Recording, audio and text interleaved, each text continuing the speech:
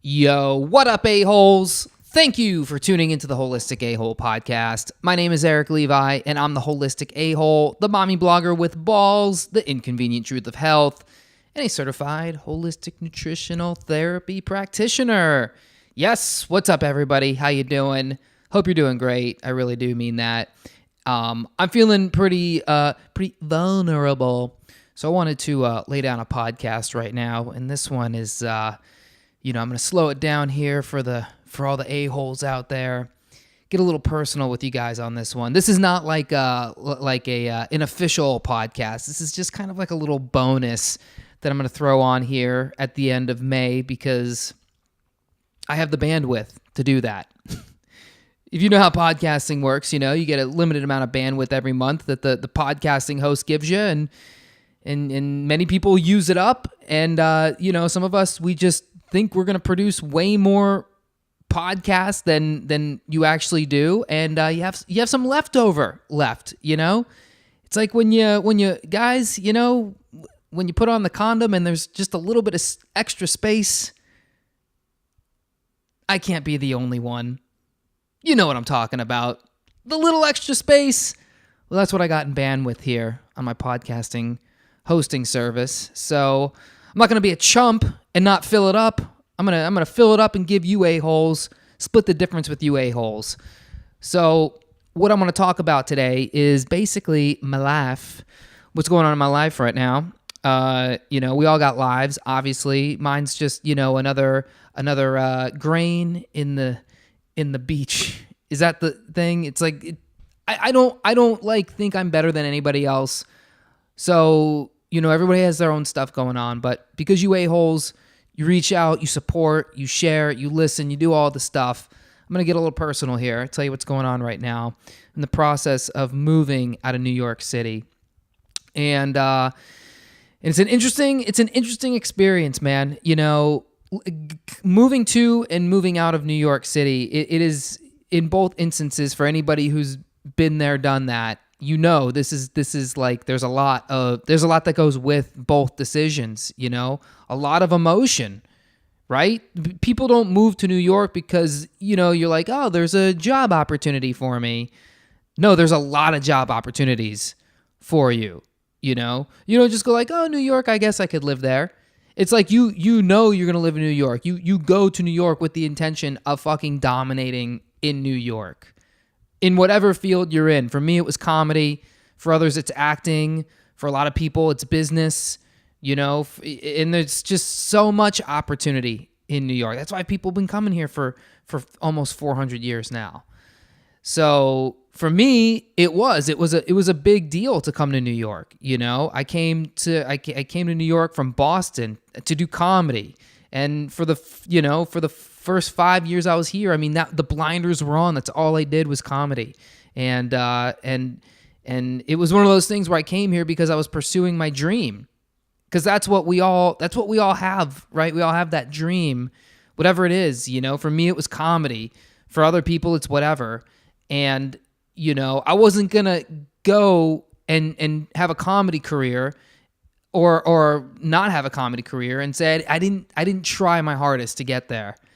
And moving to New York was me saying, all right, caution to the wind. Let's see if I can hang in the city that has the best comedians in the world. And that's why I came here. And that's why anybody should move to New York. Everybody, I since I've lived here, I've had this thing where I say everybody should live in New York. Now, I don't romanticize New York. I'm going to get to this part here in a second. My opposite feelings for New York that aren't so rosy.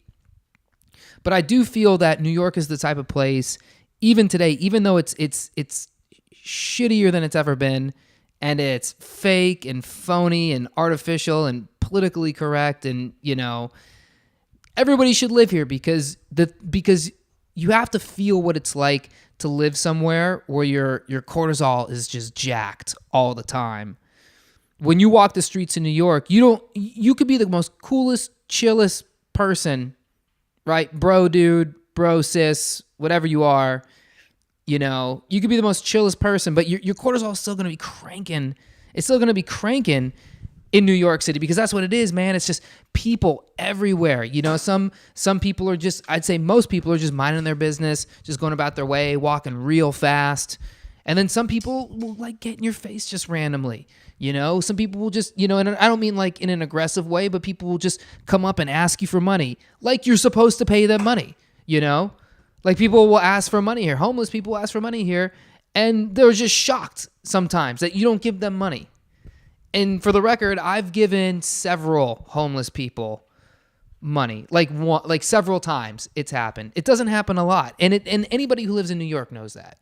Anybody who lives in New York knows, you know, the homeless guy donations, you know, you're not doing that all the time. But sometimes I felt saucy and I was like, yeah, man, you know, I like you're playing the guitar. I like what you're doing. You're singing. I like what you're doing. You know, you got a real sad story. I like what you're doing. Here's a buck. I think I've done a $5 one time. I think I did a $5, and I'll be honest, it hurt me to my core. It hurt me to my core, but that's how I knew it was good, because it was uncomfortable. And that's what my life's about right now, is just going into the discomfort. Hence why I'm leaving New York, because I'm comfortable as fuck here. Even though, you know, I go into the city and my cortisol's pumping, but that's what I was trying to get to here, is you're in the city and your cortisol's pumping. You're always on the lookout. You're always like, you have to, and when that happens, it forces you to be at your best. You know, you have to be sharp. You have to be quick. You have to make quick decisions. You know, it's like when I lived in other places, like whether it was Boston or Phoenix, you know, they're still hard in their own way, but you got a car, you can be away from people, you don't got to look at people, you're in and out of buildings. Boston's a little more like, you know, kind of has a more of a culture to it. Phoenix, at least when I was there, not so much. But here in New York, it's like you're on the street, you're looking people in the eye. You're there's like that animal instinct in you that forces you to just kind of like survive. And I mean, I don't know if there's studies on this, but I'm pretty sure, you know, when you're in the city because of this, your cortisol is just cranked all the time. You know, most people here are living in sympathetic nervous system like me.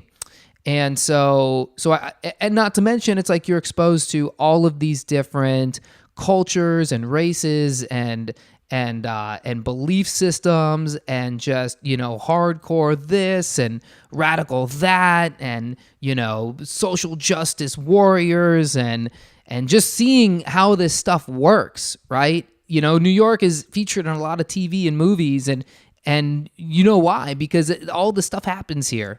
And when you walk around, you see that. And it's good to see it too, because it takes you away from that artificialness that you get from TV and movies. It starts to make shit a little bit more real. So when you see these, you know, completely Hollywood fabricated versions of, like, you know, comic book movies that take place in New York City, right? Or rom-coms that take place in New York City, or whatever it is, you know, these weird reality shows or cooking shows or whatever. You go through New York, you get this impression of a thing that it's not. And then you get here and you realize, like, oh, it's just as much bullshit here as there is anywhere else. Granted, there's a lot more bullshit here, but it's like the places are real and you understand them better. At least that's like what I think about New York. Not to mention the fact since I've lived here, I've been a tour guide too. So not only did I experience the city, but I teach people about the city, and I teach New Yorkers stuff they don't know. You know, I'm not a born and bred New Yorker, but I tell you, as soon as you pay the taxes here, you're a New Yorker. That's how I feel. You've just contributed to the, you know, what they want you to believe is the better good. So speaking of taxes, this is actually why I'm leaving New York. Me and Miss A-Hole, you know, we both operate businesses online. And I'll tell you, Miss A-Hole does a little bit better than me. But, you know, living in a place like New York, and the States for that matter, it's really difficult to be successful in business online, because the system's not set up for it. They're not set up for people to be making so much money with so little, you know, business expense and overhead. And, you know, all these people want to blame the quote unquote 1%. Well, I believe the 1% is anybody who makes over, I think like $80,000 or some shit like that. And so, when it starts going up, it's like they just want to tax the crap out of you because you have more money. Not because I'm not using the roads and the facilities of the city, any more than anybody else is. We're all using the same resources. We're all using the same water. I'm just more efficient because I make my living in a computer. Miss A-hole makes her living, running a business from a computer. So it's like, the system's not set up when you start making this much money. They just are like, well, you have that much money. We got to take more of it from you. And it's really fucked up. And people wonder, because old friends of mine knew me as like they assumed I was just like a liberal. And I was like a liberal because I lived in Boston, for instance, super liberal city. And I saw the dysfunction of Boston. I saw the dysfunction of people in Boston. So you think I'm not going to question the Liberal Party when I saw it like in my own eyes, like at its worst, and be like, I have to be associated with people like this, like Elizabeth Warren, really? So I don't know. I just started talking about politics. Well, I'll tell you why I started talking about politics, because, when you start to get in this place where the government wants to take more of the stuff that you've worked your ass off to get. I've worked harder than people, who are teachers, right? I know teachers work hard. I've put in more hours in weeks working on my business than a teacher has, right? But they're not getting as much tax as I am. I've worked harder than these people, and they just want to put their filthy claws because, well, you have to pay for the roads and bridges. Well, that's like city municipal shit. That's not federal government stuff. My tax dollars are going to build bombs. Stop fucking lying. I know what goes on with my money.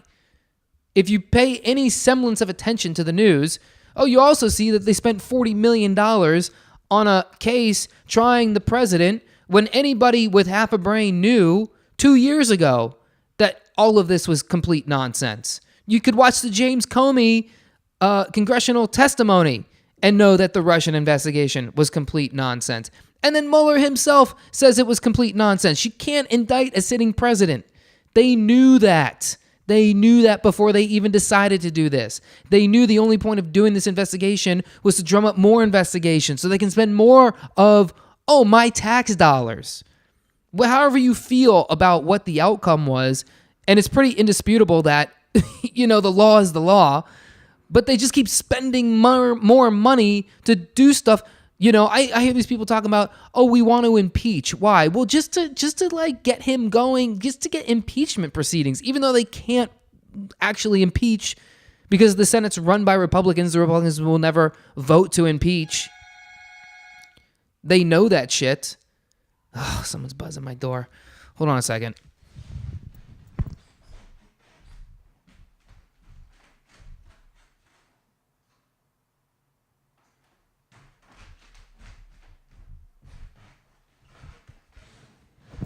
Okay, so my point is this. My point is they keep spending our tax dollars on nonsense. And I'm tired as somebody who, is in a family that's making more money. I don't want to give it to the fucking federal government to keep spending it on all this stuff. And then they're talking about the Green New Deal and healthcare for all, and Medicare for all, and stuff that's just going to spend more money. And more wars. And more, just complete nonsense. I don't want to spend more of that money in that game. So, what we're doing is we're moving to Puerto Rico. Because when you move to Puerto Rico, you don't got to pay all those taxes. It's called Rule 22 or something like that. And a lot of really successful entrepreneurs and Bitcoin bros and babes are moving down there because they're taking more of our money. Even though, going to Puerto Rico, I don't know what to expect, really. I've been there before. It's beautiful. There's so much to see, so much nature. Oh, I can't wait. You guys think I'm a holistic a-hole in New York City? Wait till I get to Puerto Rico. Puerto Rico, oh my God, the beach, the nature. How am I not going to meditate upside down every day on the beach in Puerto Rico? I don't know how that's not going to happen. So, oh, damn it. Hold on a second. All right. Okay. So my point is leaving New York is it's a pretty big deal to me. You know, I came here to pursue a dream, and then the dream changed, grew up, and I really hope all the people that I started comedy with, you know, start doing the same, because I see a lot of these people just kind of stuck in the rut of comedy, and you know, they're like 40, 45, ignoring their families, just doing open mics. You know, at some point you got to say like, hey, it's time to do other stuff. So that's kind of where I got. It's like, you know, comedy's great, I love it, but you know, I want more holistic a-hole stuff in my life. I want more, you know, working, you know, helping people with nutritional therapy, being a health coach. Like, this is the stuff I care about, and you don't have to do that from New York. So that's why I'm leaving, and I'm gonna miss it, man. I'm gonna miss it here. This is where the holistic a-hole was born.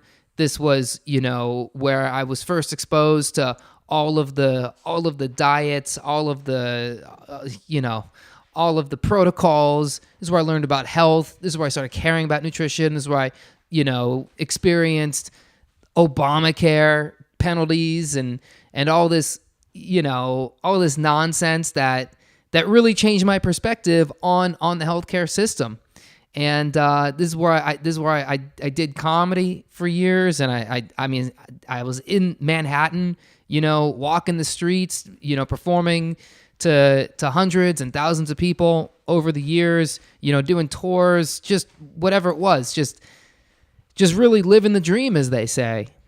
But, you know, the dream can't cost me, you know, all the money that they want to charge me to drop bombs on people in Syria.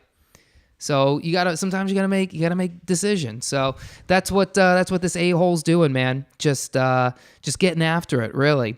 So, you know, as we get down to Puerto Rico and start, you know, setting things up and getting things going, you'll see the scenery change here. The podcast might change a little bit. I don't know. You know, I've got some ideas of things to do going forward, but you know, I don't know what this is going to be. It's going to be a lot of different stuff going on. But, you know, I really love the support of the a-holes out there. You guys are great. I love bringing you this content. I love learning this stuff to bring to you. It makes me better. It makes you better. You guys have been such an awesome community. So if you do love the podcast, please don't hesitate to go onto iTunes, leave it a 5-star review. Also, follow me on all the social medias, Facebook, Instagram, Twitter, Snapchat. If you love the podcast, take a pic, put in your Instagram story, and tag me, the holistic a-hole. All those are holistic a-hole. And looking forward to kicking off the second half of 2019 with you guys.